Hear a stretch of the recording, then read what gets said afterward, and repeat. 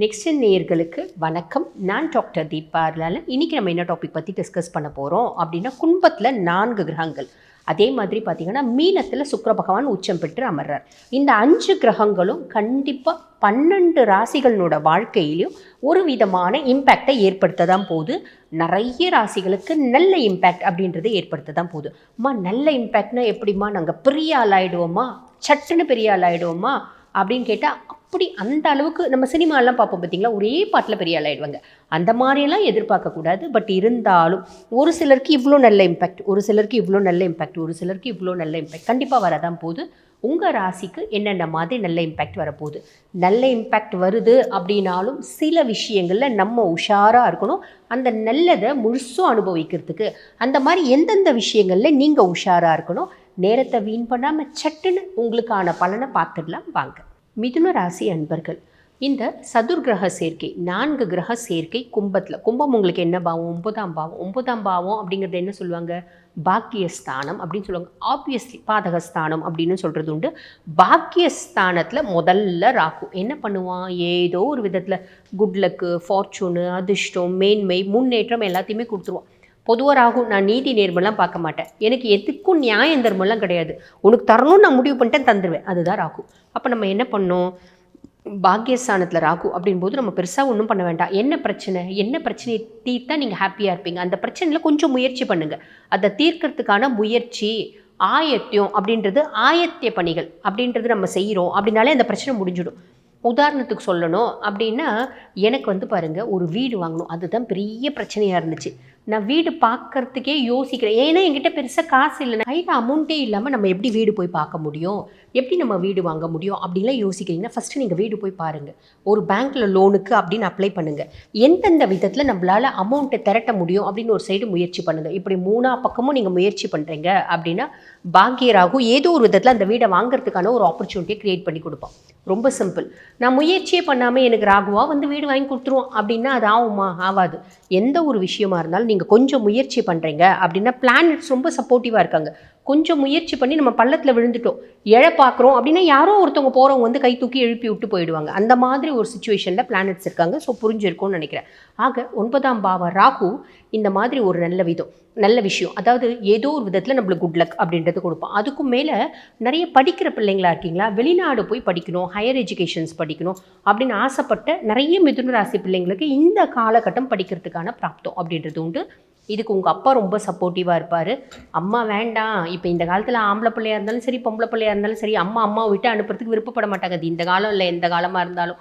ஆனால் அப்பா ரொம்ப சப்போர்ட்டிவாக இருந்து, விடு பிள்ளை போட்டோம், வெளி உலகத்தை தெரிஞ்சுக்கிட்டோம் அப்படின்ற மாதிரி நம்மளுக்கு ரொம்ப சப்போர்ட்டிவாக இருப்பார். மைனஸ் ஏதாவது இருக்கா, அப்படி சப்போர்ட்டிவாக இருந்த அப்பாவுக்கும் உங்களுக்கும் மிஸ் அண்டர்ஸ்டாண்டிங்ஸ் வரதுக்கு வாய்ப்பு உண்டு. ஒரு பெண்ணுடைய தலையீடுனால அப்படின்னு சொல்லலாம். அதில் கொஞ்சம் நீங்கள் ஒரு பெண்ணோட தலையீடுனா, நம்ம நம்ம அப்பாவுக்கு யாரோ நல்லா பேசுகிறாங்க, ஒரு மெசேஜ் பண்ணுறாங்க அப்படின்னா நம்ம தப்பாக கால்குலேட் பண்ணக்கூடாது. அனலைஸ் பண்ணிவிட்டு அதை அதுக்கப்புறம் நீங்கள் ரியாக்ட் பண்ணுங்கள். ஓகேங்களா, இதில் கவனம் அப்படின்றது வச்சுக்கோங்க.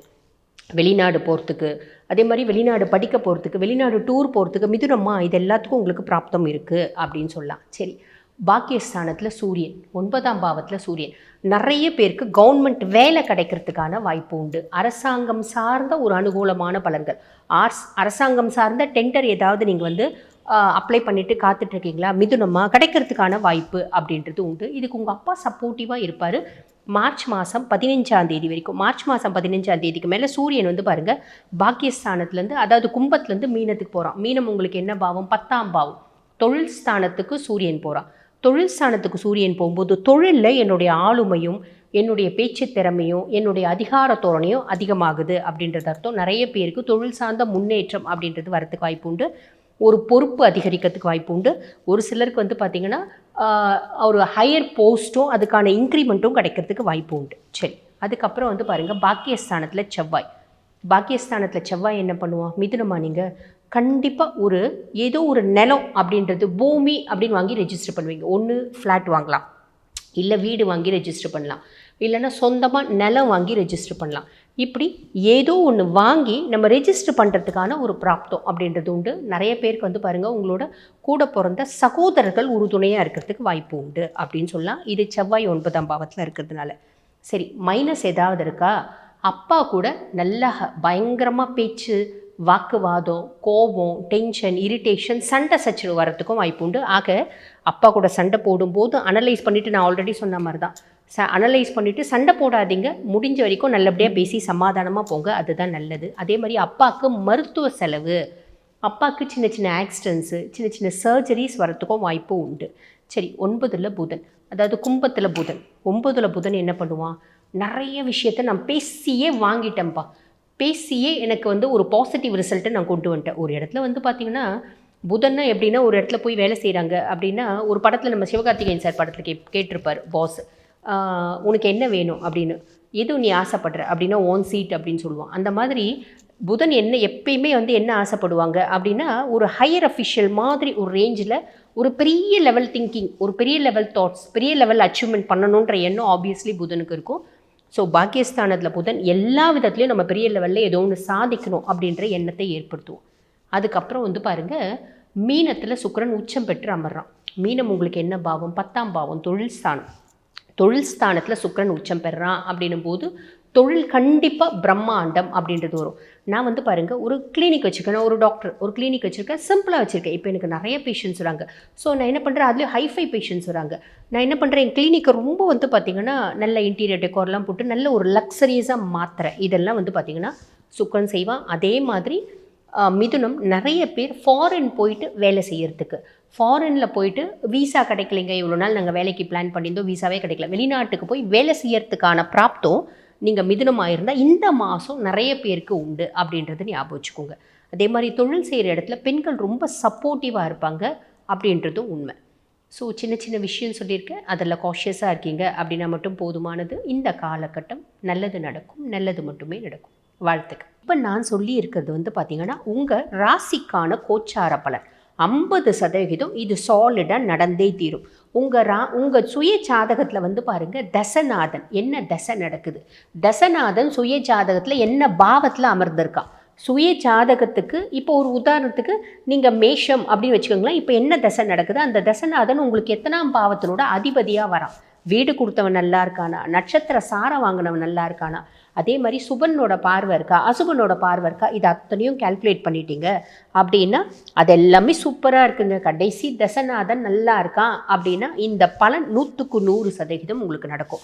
தசநாதன் ஆவரேஜாக இருக்காங்க, 50% நடக்கும். புரியுதுங்களா? சரி, இப்போ இந்த பதிவை பார்த்துட்டு இருக்கோங்க. வாழ்க்கையில் பல முக்கியமான விஷயங்களை முடிவெடுக்கும் தருணத்தில் நாங்கள் இருக்கோமா, வீடு கட்டலான் இருக்கோம், பிள்ளைங்களுக்கு ரொம்ப வயசாச்சு, திருமணம் கைகூடி வரவே இல்லை, திருமணம் நடக்குமா அப்படின்னு தெரிஞ்சுக்கணும்னு ஆசைப்படுறோம்.